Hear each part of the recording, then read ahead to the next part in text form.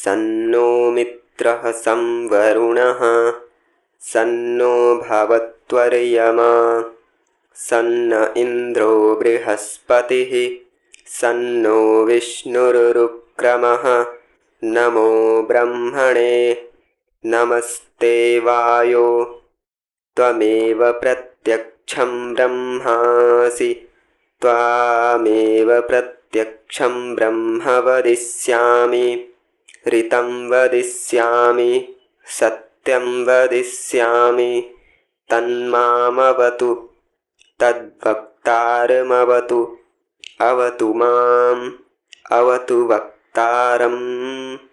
ॐ शान्तिः शान्तिः शान्तिः। वास्तविक तथ्यों तथा मिलावट का बोध कैसे हो सकता है? हम सब इस बात को मानते हैं कि बौद्ध धर्म ने श्री कृष्ण के पश्चात जन्म लिया है। हिंदू श्री कृष्ण को द्वापर युग का अवतार मानते हैं और महाभारत की लड़ाई से कलयुग का आरंभ बताते हैं। यूरोपीय विद्वान प्राचीन तत्ववेत्ता श्री कृष्ण का समय हजरत मसीह से 1000 वर्ष पहले ठहराते हैं। यह बात अनुसंधान द्वारा मालूम होती है कि महात्मा बुद्ध का जन्म हजरत मसीह से 500 वर्ष पहले हुआ है। अतएव यह परिणाम निकलता है कि विष्णु पुराण और महाभारत में जहाँ जहाँ बौद्ध धर्म की शिक्षा के चिन्ह पाए जाते हैं वे भाग महाभारत के बौद्ध काल के पश्चात के हैं, अतः विश्वसनीय नहीं हो सकते। इस प्रकार संस्कृत साहित्य का अध्ययन हमें बताता है कि बौद्ध धर्म से पहले इस देश में मूर्ति पूजा प्रचलित नहीं थी और न मूर्तियों के लिए मंदिर बनाने की परिपाटी थी। अतः यह कहना युक्त है कि महाभारत और विष्णु पुराण के जिन भागों में मूर्ति पूजा और मंदिरों का वर्णन है वे पीछे से मिलाए गए हैं। हम निश्चयपूर्वक कह सकते हैं कि बौद्ध धर्म से पहले के साहित्य में ईश्वर के अवतार लेने का कहीं वर्णन नहीं है। न उस समय तक हिंदुओं में त्रिमूर्ति विष्णु, शिव और ब्रह्मा की पूजा का प्रचार था, वरन उस समय तक जाति के बंधन भी ऐसे प्रबल न थे जैसे कुछ काल पश्चात हो गए। इन बातों का विचार करके विष्णु पुराण तथा महाभारत में से भी बहुत कुछ सत्य निकल सकता है। जाति बंधन के विषय में इतना कह देना पर्याप्त होगा कि स्वयं व्यास महाराज, जो महाभारत के रचयिता हैं, जन्म से शूद्र थे, जिससे सिद्ध होता है कि उस समय जब व्यास जी ने महाभारत लिखी जाति का कुछ विचार न था। यदि हम मान लें, और इसके मानने में संकोच भी न होना चाहिए, तो यह बात स्पष्ट हो जाती है कि कृष्ण का जन्म उस समय हुआ जब देश में वैदिक धर्म अपनी वास्तविक पवित्रता में था। जाति का विचार जन्म से न था, मनुष्यों को परमात्मा का पद नहीं मिलता था, अवतारों की अभी उत्पत्ति नहीं हुई थी, मूर्ति पूजा का नाम निशान नहीं था और हिंदुओं की त्रिमूर्ति अभी स्थापित नहीं हुई थी। वैदिक कर्मकांड की प्रथा प्रचलित थी, बौद्ध धर्म का जन्म नहीं हुआ था, पर अनेक दर्शनों ने लोगों का विश्वास निर्बल कर दिया था और उन्हें धर्म से अश्रद्धा होने लग गई थी। इन बातों को सम्मुख रखकर और कवि वर्णित अलंकार आदि का विचार करके यदि हम महाभारत तथा विष्णु पुराण में से कुछ यथार्थ बातें निकालना चाहें तो निष्फलता कदापि संभव नहीं।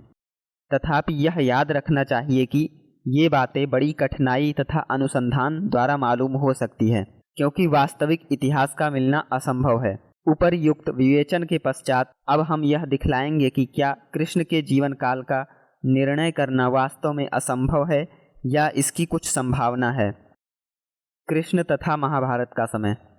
महाभारत के समय का निर्णय करना तनिक कठिन है, क्योंकि उस समय का कोई यथाक्रम इतिहास मौजूद नहीं, परंतु इस विषय में अनुसंधान द्वारा जो बातें अब तक जानी गई हैं उन्हें हम पाठकों के सूचनार्थ लिखते हैं।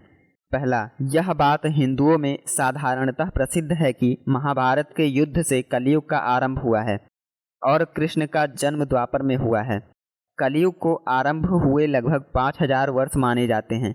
गणित शास्त्र वाले भी कलयुग का आरंभ 4996 वर्ष से निश्चय करते हैं। दूसरा, कश्मीर के इतिहास राजतरंगिणी का लेखक कलहण लिखता है कि कलयुग के 653वें वर्ष में गौड़ नामक राजा कश्मीर में वर्तमान था। युधिष्ठिर तथा कौरव वन में थे। गौड़ ने लगभग 65 वर्ष राज्य किया, जिससे युधिष्ठिर का समय लगभग 2400 वर्ष मसीह से पूर्व स्थिर होता है, अर्थात आज से 4300 वर्ष होते हैं।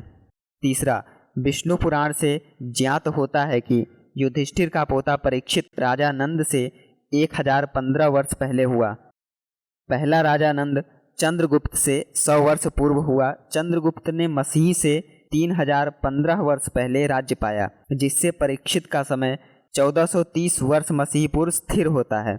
चौथा, एक दूसरे स्थान पर विष्णु पुराण परीक्षित का समय 1200 वर्ष कलयुगी ठहराता है, जिससे परीक्षित का काल लगभग 1900 वर्ष मसीह पूर्व सिद्ध होता है। पांचवा, महाभारत के पढ़ने से विदित होता है कि जिस समय महाभारत की लड़ाई हुई थी उस समय सबसे छोटा दिन और सबसे बड़ी रात माघ महीने में हुआ करती थी, क्योंकि भीष्म पितामह सूर्य के खते उस्तवा दक्षिण में चले जाने पर मृत्यु को प्राप्त हुए, परंतु अब 24 दिसंबर को बड़ी रात और सबसे छोटा दिन होता है। ज्योतिष विद्या के जानने वाले बताते हैं कि इस परिवर्तन को कम से कम 3426 वर्ष हुए हैं, जिससे यह परिणाम निकलता है कि महाभारत को भी 3426 वर्ष से कम नहीं हुए, अधिक चाहे कुछ और हो। छठवां, ज्योतिष विद्या की सहायता से जो यह परिणाम निकलता है उसके विषय में मिस्टर बाल गंगाधर तिलक ने ओरियन नामक अपने ग्रंथ में बहुत कुछ तर्क वितर्क करने के पश्चात लिखा है कि वह समय जब माघ मास में सूर्य उत्तरायण में होता था बहुत प्राचीन सिद्ध होता है। इसके अतिरिक्त प्राचीन संस्कृत साहित्य में महाभारत के प्रायः सभी वीरों का वर्णन आता है, जिससे यूरोपीय पुरातत्वज्ञ सिद्ध करते हैं कि महाभारत की असली लड़ाई इन ग्रंथों के रचे जाने से बहुत पहले हो चुकी थी। प्राचीन संस्कृत साहित्य में कृष्ण तथा अन्य वीरों का वर्णन पाणिनि ऋषिकृत अष्टाध्यायी के सूत्रों में युधिष्ठिर, कुंती तथा वासुदेव और अर्जुन के नाम आते हैं। जैसे 8वें अध्याय के तीसरे पाद के 95वें सूत्र में युधिष्ठिर शब्द आया है। इसी प्रकार चौथे अध्याय के पहले पाद के 174वें सूत्र में कुंती शब्द का प्रयोग हुआ है। फिर इसी अध्याय के तीसरे पाद के 98वें सूत्र में वासुदेव तथा अर्जुन का नाम आता है। प्रोफेसर गोल्डस्टकर की सम्मति है कि पाणिनि मुनि ब्राह्मण ग्रंथों और उपनिषदों से भी बहुत पहले हुए हैं। श्री स्वामी दयानंद की भी यही सम्मति है। ब्राह्मण ग्रंथों में ऐतरेय और सतपथ में परीक्षित और जन्मेजय का वर्णन आया है। जन्मेजय पांडवों के प्रपौत्र का नाम था, जिसके दरबार में प्रथम महाभारत सुनाई गई। इसके अतिरिक्त तैत्तिरीय आरण्यक में श्री कृष्ण का नाम आता है। छंदोग्य उपनिषद में देवकी के पुत्र कृष्ण का वर्णन है। आशुलायन गृह सूत्र में भी महाभारत के युद्ध का वर्णन आया है। इसी तरह महर्षि पतंजलि के भाष्य में भी कई जगह आया है कि कृष्ण वासुदेव ने अपने मामा कंस को मारा इत्यादि। यह भी याद रखना चाहिए कि 6 दर्शनकारों में सबसे अंतिम दर्शनकार व्यास हुए हैं। व्यास को वेदांत दर्शन का कर्ता मानते हैं। अब इन बातों के रहते यह निर्णय करना कठिन है कि महाभारत का युद्ध कब हुआ, महाभारत ग्रंथ कब रचा गया और कौन से व्यास ने उसको बनाया। तथापि यह परिणाम निकला कि महाभारत के युद्ध को बहुत काल बीता है और असल महाभारत ग्रंथ युद्ध से कुछ काल पीछे लिखा गया, परंतु कालांतर में उसे परिवर्तन होते रहे, यहाँ तक कि आज यह सब कुछ स्पष्ट हो गया है और हमारे लिए महाभारत के युद्ध तथा महाभारत नामक ग्रंथ के रचे जाने के समय का निर्णय करना भी असंभव हो गया है। यदि वास्तव में महाभारत का युद्ध उपनिषद तथा सूत्रों के समय से पहले हुआ और असल ग्रंथ भी उससे पहले बना, तो फिर इसमें संदेह नहीं कि वर्तमान महाभारत में जितनी बातें उस समय के धर्म से विरुद्ध पाई जाती हैं वह सब कालांतर में मिला दी गई थी और वास्तविक ग्रंथकर्ता की लेखनी से नहीं निकली हैं। क्या यह कथा कल्पित है? बहुत से पुरातत्वज्ञों ने यह सम्मति स्थिर की है कि महाभारत की कथा कल्पित है और इसकी घटनाएं यथार्थ नहीं हैं। बहुत से विद्वान इस युद्ध को तो यथार्थ पर उसके नायकों को कल्पित मानते हैं। हमारी राय में ये दोनों कथन मिथ्या हैं, जिसके प्रमाण ये हैं। पहला, कृष्ण और अर्जुन की वंशावली का पूरा पता चलता है। उनके वंश में अनेक राजा महाराजा हुए हैं जिन्होंने ऐतिहासिक समय में राज्य किया है। दूसरा, सारे संस्कृत साहित्य का प्रमाण उपर्युक्त कथन का खंडन करता है, जैसा कि हमने ऊपर वर्णन किया है।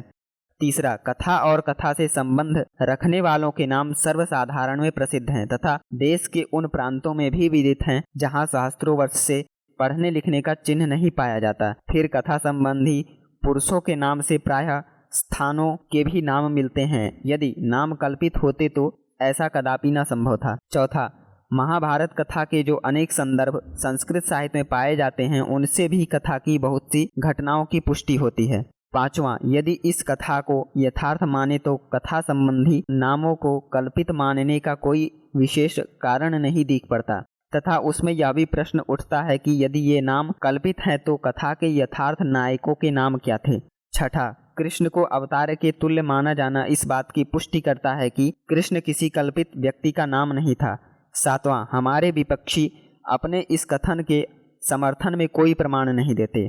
कोई ग्रंथकार तो इस बात का सहारा लेते हैं कि प्राचीन आर्यावर्त में एक स्त्री के कई पति होने की प्रथा न थी एवं द्रौपदी का 5 पांडवों से विवाह करना एक अतियुक्ति है, जो यथार्थ घटना नहीं है। परंतु महाभारत के पढ़ने वालों को मालूम है कि ग्रंथकार ने इस घटना को अपवाद के रूप में वर्णन किया है और इसके लिए कारण विशेष दिखलाया है। पुनः ऐसे प्रबल प्रमाणों की उपस्थित रहते हुए कुछ महानुभावों की यह राय प्रमाणित नहीं कही जा सकती और न हम कृष्ण तथा अर्जुन प्रभृति नामों को कल्पित मान सकते हैं।